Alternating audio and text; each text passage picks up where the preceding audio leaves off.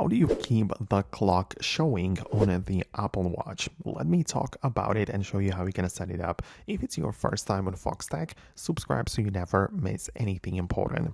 So this is actually set up on the iPhone that is paired to your Apple Watch. So we're going to grab that phone and find the watch application. So it looks literally like the Apple Watch, and it's the place where you change the settings of the watch. So you get inside and plenty of things to pick from, but I want you to click on the display and brightness. This is going to give you the ability to change the brightness, text size, and so on, but we are interested in the always on menu. You're going to tap on it like this and actually enable it. So what this does is that it will never really make the clock on the watch face disappear. So you will always see the time no matter what's really happening.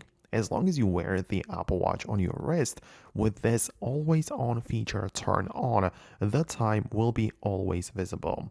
So this is, as you can see, even explained below, so your Apple Watch can always show the time. And you can as well, when you click inside, you can see that some other things can also be enabled for this mode. But basically, what it means is that the Apple Watch screen stops kind of like working for most of the features, and it only shows the time. So yes, the truth is that it takes up a little bit more of your battery, but it's not anything dramatic. So yeah, just keep in mind that it is definitely using a little bit more.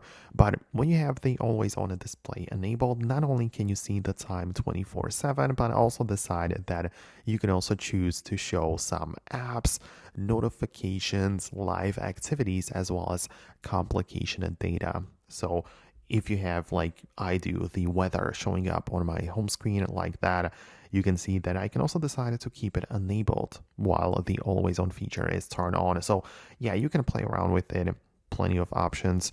Let me know your thoughts and opinions below. Let me know if that was the thing that you were looking for. Hit the thumbs up and subscribe for more, and I'll talk to you soon.